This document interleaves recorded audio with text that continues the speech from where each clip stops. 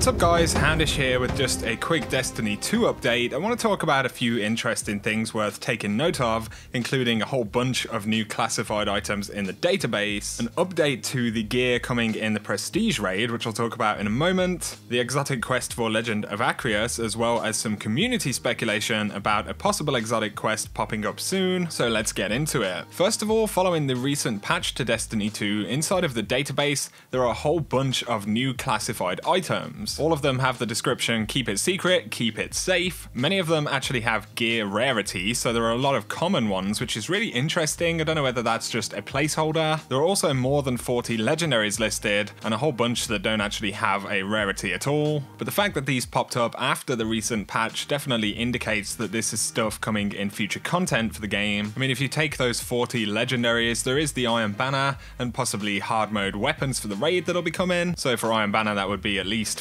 15 armor pieces, potentially a whole number of Iron Banner weapons. These legendaries can't include the hard mode raid gear because that is actually visible in the database. So this is definitely a very good indication to see this many items which have been added after the patch. We could speculate all day about what they'll be, but we'll have to wait and see. Also following the patch, there are a couple of remnants here of intrinsic exotic bonuses. So they literally say intrinsic, they don't have an image, they don't have any other additional information, unlike the other bonuses we can see in the database for all of the exotic armor and weapons. So it's possible that these are placeholders or kind of the initial bits of data for future intrinsic perks which will be added into the game, which would also obviously indicate new exotics of some sort. Again, it's made more interesting by the fact that none of this was in the database prior to the recent update. It's actually pretty interesting. I was alerted to all of this stuff on Bungie.net's homepage. They now have little sections which kind of rotate, showing different pieces of gear and things in the database, and that's where I spotted that they have actually renamed and potentially changed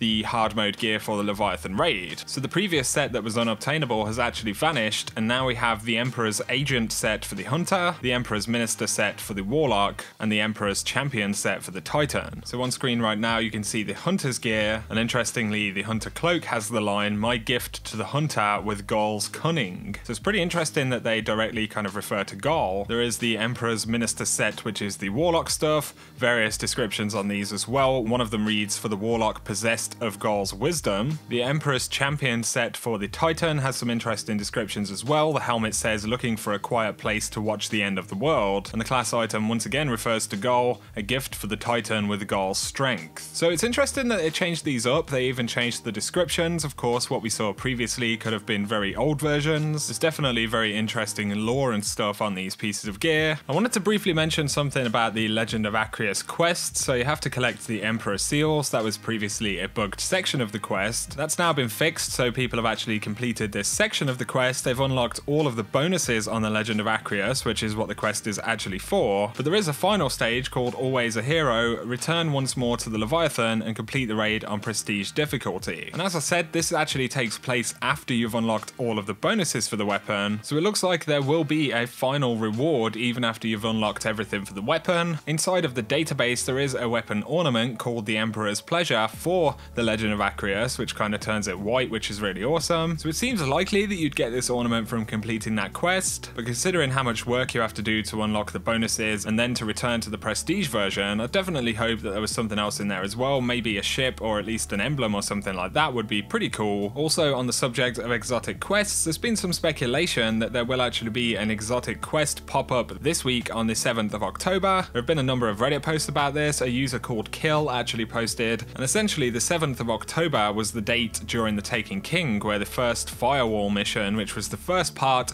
of the quest that would unlock the Sleeper Simulant, actually became active in Destiny 1. And there's speculation that because obviously there is a known Warmind on Io, and you also complete one of the world quests on Io and unlock the Man-O-War Linear Fusion Rifle, which is a legendary, and it's the only one of these quests in the game that actually awards a legendary, with the exception of the Minotaur and the Drang. So folks are essentially speculating that there will be an exotic Linear Fusion Rifle quest, and there are some interesting points. I mean, the 7th would be the same date as the start of the Sleeper Simulant quest, which of course was linked to Rasputin and the Warmind technology. That's something which is very present in the story for the planet Io. Obviously, it's the only blue crown kind of icon quest that doesn't give you an exotic right now, and on top of this, the Linear Fusion Rifle as well as the sword are the only two types of weapon which don't currently have an exotic in-game. So definitely something interesting to think about. out, get your spin foil hats out. I'm sure Bungie will have secret stuff for us like this in the game at some point soon, but let's not get our hopes up too much, we'll have to wait and see. One final mention, if you play Xbox and you're still partial to a bit of Destiny 1, all of the PlayStation exclusives from Destiny 1 are now available on the Xbox as well. So that includes all of the Taken King exclusive armor, as well as the Rise of Iron exclusive stuff, the stuff they added in SRL, which was the Iron Camelot gear for the Iron Banner. It also includes the Jade Rabbit Scout Rifle, as well as the Zen Meteor. So that is a whole bunch of stuff. If you still play some Destiny 1, definitely worth taking note of. But there we go, guys, just a quick roundup of a whole bunch of different interesting stuff. We're very likely to hear about Iron Banner and a potential roadmap for October soon, which will be super exciting. For now though, I hope you have enjoyed this video, guys. If you have, a like and comment below is very much appreciated. If you're new to the channel, be sure to hit subscribe to see a lot more Destiny 2 content. But for now, I hope you guys have an awesome day.